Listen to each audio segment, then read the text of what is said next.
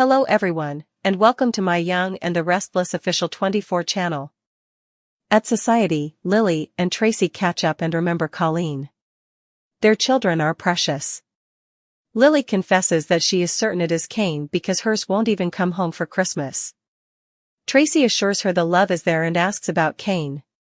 Lily admits things have gotten even more complicated. Lily updates Traci that Kane was her +1 for the Abbott Communications launch. Traci asks why Lily agreed to this. She shrugs that since his company fell apart, he seemed lighter. Together, they'd been through a lot. Traci remarks on their connection and tells her it's okay to laugh and have fun. Lily Traci. When the conversation turns to Jabot, Traci assures her that the family is devoted to saving it. Lily's sorry. Kane is the reason Victor holds all the cards right now. Traci, inexplicably, doesn't blame Ashby, so this launches a debate. Traci pushes for forgiveness and love, despite what she went through with Martin. Anything is possible. They express their love. Traci Lily Phyllis's plan. In his den, Kane leaves the twins a message trying to get them home for Christmas with Lily. He'll leave them alone. Phyllis shows up and he asks, "What do you want, Phyllis?" Kane den set. Out of nowhere, Phyllis asks him out for a kiss. She believes they have similar perspectives on life. We should be friends. Kane gets up and walks around her to let her know that they have ended their relationship. She holds out a gift, it's a puzzle. She does not have a present from Kane. Phyllis will whisper something in his ear, and he can make the magic happen. Kane admits there's something about her, but thinks she's about to work him over. Phyllis confesses she regrets walking away from him. She is said to be desperate by him. Phyllis recognizes it. He gave in to Lily and became soft, so she went against him. She now believes that the combination of the two is the solution. I need you and I think you know you need me too. Phyllis. Kane predicts that her deal failed. Phyllis, allowing him to gloat, admits that too. She explains that because they know each other's worst qualities, this will work. We're a perfect team. Kane doesn't know what he could possibly have left that would be of use to her. They will take control of Newman Enterprises after Phyllis returns the AI software. He will help her manage it. Where's Noah? Where's Sienna? At Sharon's place, Nick complains to Noah, via voicemail, about him going radio silent. Sharon appears and learns their son still isn't returning messages. She wants Noah home now. Noah, of course, is unconscious at the Overlook. He comes to and realizes Sienna is gone. She tries calling Noah again at Sharon's house, and she worries to Nick that Matt has gotten back to him. Nick wants to go track him down. Suddenly, his phone rings. It's Noah asking if Sienna is with them. Nick Sharon. Nick says she's not and puts him on speakerphone. Sharon distracts her son until he admits that Sienna vanished after someone knocked him out. It was Matt. It simply must be. They must locate them both. To meet him, Nick and Sharon are on their way to Crimson Lights. At Crimson Lights, Sharon fusses over Noah, who is frantic to find Sienna. If Matt gets her out of town now, he may never see her again. Nick asks, what if Matt didn't take her? What if she went willingly? Noah refuses to entertain the idea that Sienna and Matt are working together. Suddenly, he gets a call from Matt, who asks, "Miss me?" Nick Noah. Noah and Matt go back and forth as Clark taunts him about Sienna going missing. Noah asks what he's done to her. He begs him to give up on her and take him instead. Sharon grabs the phone and shouts, "Leave my family alone. You hear me?" She disconnects. Matt. The final scenes. At the Abbott mansion, Diane texts Michael, hoping he's found something to help them, as Traci comes in. Diane isn't about to let Victor hurt Jack. Traci finds it wonderful that she's on their side, this time she's doing it legally. Diane admits she would stick it to Victor less legally if she could find a way. Traci thinks they're lucky to have her. They share a Christmas embrace. Diane. At Crimson Lights, Noah rails at his mother for ending the call with Matt. This isn't her fight. Sharon argues that it is. It's been going on since before he was born. Nick rants at his son, who wants to know how to find Sienna. Nick demands the phone and calls Matt back. It's me. He explains that Burrow is currently in Genoa City, and he cannot purchase cops there. Matt mocks him as the tough guy. Nick wants to reach an agreement. At Kane's place, Phyllis reminds him he's totally alone. He has his self-respect. She wonders if his self-respect could run Newman. Sidling around his desk, she leans over his chair. Why don't you let Aristotle come out and play? As she starts kissing him, Lily walks in and gawps. At Society, beneath the warm glow of holiday lights and the hum of soft conversations, Lily Winters and Traci Abbott settle into a quiet corner, the kind of place where memories seem to linger between sips of wine and pauses in conversation. Their reunion is gentle, steeped in familiarity, and before long, talk drifts to Colleen, her bright spirit, her kindness, the whole her absence left behind. Traci's voice softens as she reflects on how precious their children are, how fleeting those years feel when you look back. Lily nods, her smile tinged with sadness, and finally confesses the ache she's been carrying. Her kids won't even come home for Christmas this year. She's sure it's about Kane. The name hangs between them, heavy and unavoidable. Traci reaches across the table, reassuring Lily that love doesn't disappear so easily, especially between parents and children. It stretches, it bends, but it doesn't break. Gently, Traci asks how things really are with Kane now, and Lily exhales, admitting that everything has only gotten more complicated. She explains that Kane was her +1 at the Abbott Communications launch, and Traci, surprised but curious, asks why Lily agreed to that. Lily shrugs, struggling to put it into words. Since Kane's company fell apart, something in him seems lighter, less guarded. They've been through wars together, heartbreaks and betrayals and moments of genuine partnership. And it's hard to erase all of that history. Traci observes the unmistakable connection between them, reminding Lily that it's okay to laugh again, to feel joy without guilt, to remember that life doesn't have to be lived in constant punishment. The conversation shifts to Jabot, and Traci assures Lily that the Abbott family is working tirelessly to save it, united in a way that feels both fragile and fierce. Lily apologizes, knowing that Kane's actions are the reason Victor currently holds all the cards. To her surprise, Traci doesn't place the blame squarely on Ashby, and this sparks a thoughtful debate between them. Traci speaks of forgiveness and love, drawing from her own painful experience with Martin, insisting that even after devastation, healing is possible and unexpected paths can open. Anything, she says softly, is possible. The two women share a moment of deep understanding, expressing their love and respect for one another, a quiet promise that no matter how messy life becomes, compassion still has a place. Elsewhere, in the solitude of his den, Kane Ashby records a message for the twins, his voice uncharacteristically tentative as he asks them to come home for Christmas, for Lily's sake as much as his own. He promises he'll give them space if that's what they need, that he just wants them to know he's here. The message ends, and the silence that follows feels louder than any argument. That's when Phyllis Summers appears, unannounced as always, her presence immediately shifting the energy in the room. Kane turns, irritation flashing across his face, and bluntly asks what she wants. Phyllis doesn't miss a beat. She calls him out for the kiss that came out of nowhere, suggesting that it wasn't as meaningless as he pretends.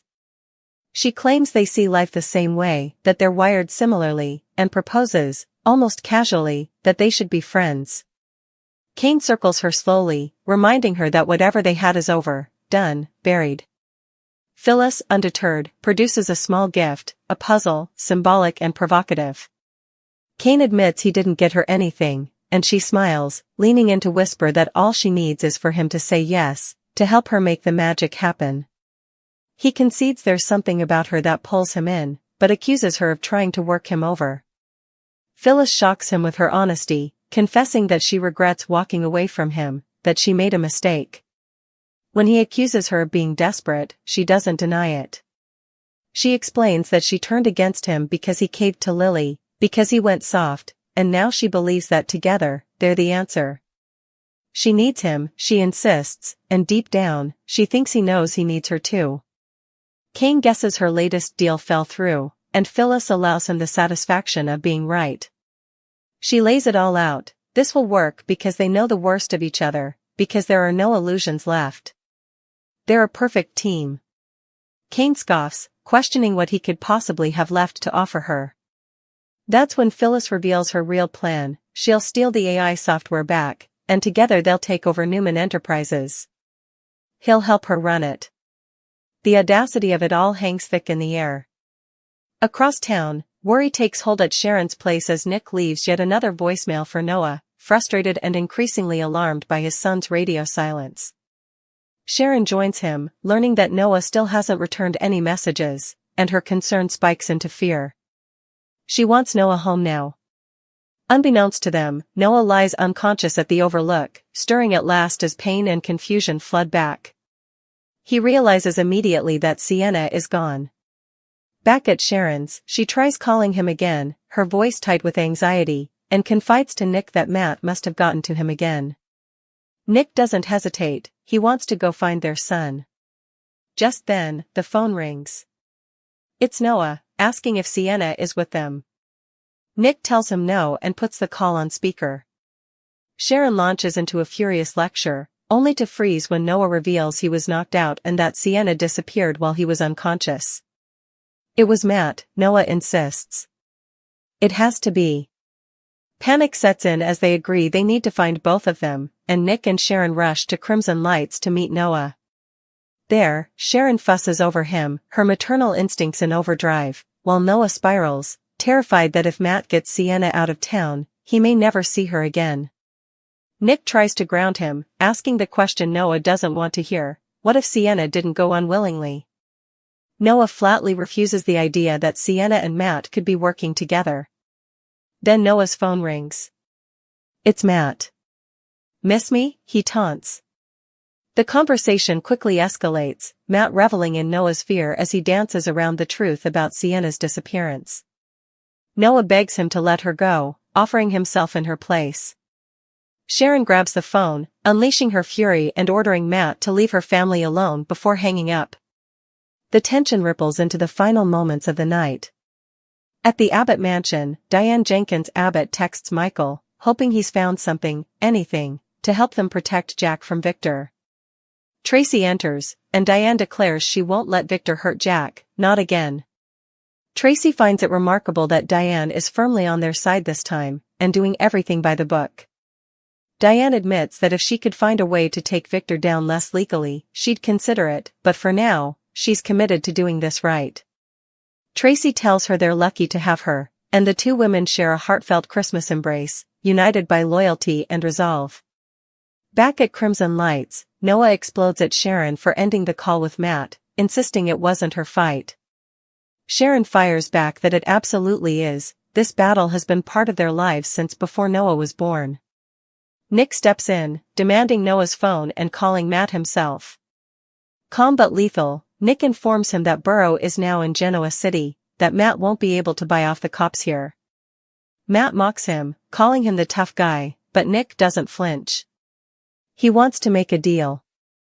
Meanwhile, at Kane's place, Phyllis presses her advantage, reminding Kane that he's alone, that all he really has left is his self-respect. She muses aloud about whether that self-respect could run Newman Enterprises, circling his desk like a predator. Leaning over his chair, she whispers, daring him to let Aristotle come out and play.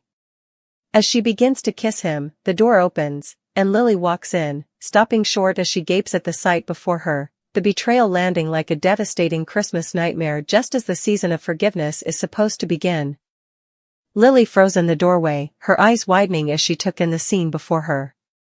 Kane, who had always been a paradox of charm and indecision, looked stunned, torn between loyalty, desire, and the reality staring back at him in Lily's shocked expression. Phyllis, on the other hand, didn't flinch, her gaze locking with Lily's in a challenge that was equal parts daring and taunting. The room seemed to shrink, the air thick with unspoken words, accusations, and the sheer weight of betrayal. Kane straightened, instantly trying to cover the distance between the kiss and any pretense of intimacy, but the tension was already lodged between them like a wedge that couldn't be ignored. "Lily," he started, his voice strained, but Lily cut him off, the words trembling between disbelief and hurt. What is going on here, Kane?" I walked in, and, her voice cracked, her hands clenching the doorframe as if it were the only anchor in a storm. Phyllis, unfazed, offered a small, almost mocking smile, placing a hand delicately on Kane's shoulder. "Relax, Lily," she said smoothly. "It's nothing. Really. Just a conversation, a little flirtation. That's all." But Lily's gaze didn't soften.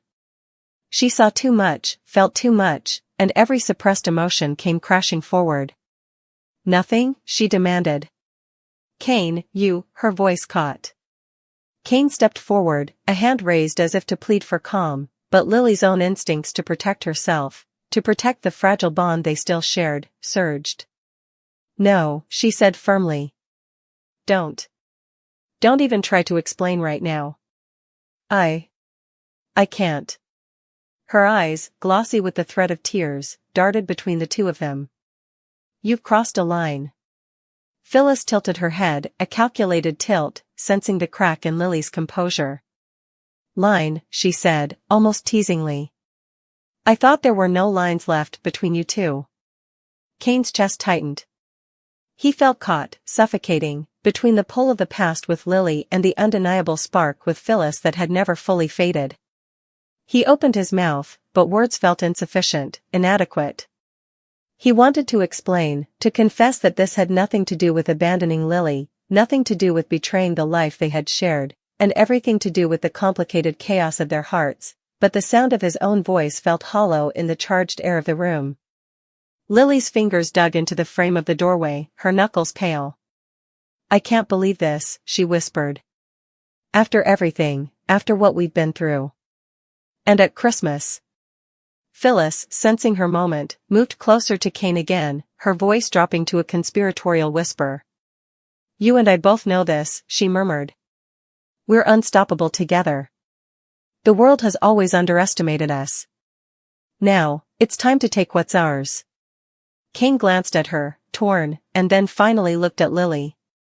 His eyes, a storm of emotion, sought hers, tried to find the connection they had always shared. "Lily, he began, but the words faltered again. Lily, heart aching, stepped back, as if physically needing distance. "No," she said firmly. "You can't. Not like this. Not when there's so much at stake." Her voice softened, and just for a moment, Kane thought he saw the old warmth, the old love. I wanted this to be simple," she admitted, the tremor in her voice betraying the pain she was bottling up. "I wanted to have fun, to laugh again, to feel something good during the holidays. But this," she gestured toward Phyllis, toward the tension, the betrayal, "this isn't it." Phyllis leaned back, a faint smirk playing at the corner of her lips, clearly enjoying the unfolding drama. "Oh, Lily," she said, mockingly sympathetic. "You always did have a flair for the dramatic. But let's face it, Kane and we just understand each other in a way you can't. That's the reality." Lily's eyes narrowed. "Understand each other? Or manipulate each other?" she shot back, voice rising.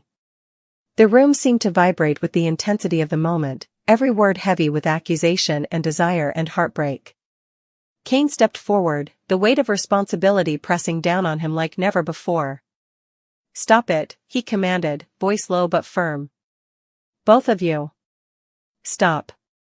This isn't helping anyone." Phyllis laughed softly, a sound that was almost liquid in its menace. "Helping? Oh, Kane, it's not supposed to help. It's supposed to win. And we're going to win, together." Lily shook her head, stepping back again. "You're insane if you think this is okay. You, Phyllis," and her voice caught again, "Kane. You're going to destroy everything. Everything we've worked for, everything we love. And for what? Power? Revenge? A Christmas miracle?" Her sarcasm was thin, barely masking the depth of her anguish. Kane swallowed hard, the guilt cutting into him like a blade. He wanted to reach for Lily, to pull her into some semblance of safety, of reconciliation, but Phyllis was already moving, already pressing her advantage, circling him again with predator-like precision. And then the doorbell rang. A jolt of distraction, but not relief, rattled the room. Kane turned, momentarily caught off guard, and that brief lapse allowed Lily to take control. "I think it's time you leave," she said to Phyllis, voice calm but deadly serious. "Before I do something I'll regret." Phyllis arched an eyebrow, clearly intrigued rather than intimidated, and slowly, deliberately, she retreated toward the door. "This isn't over," she said, over her shoulder, lips curved in that infuriatingly confident smile. "Not by a long shot." As the door closed, the silence that followed was deafening.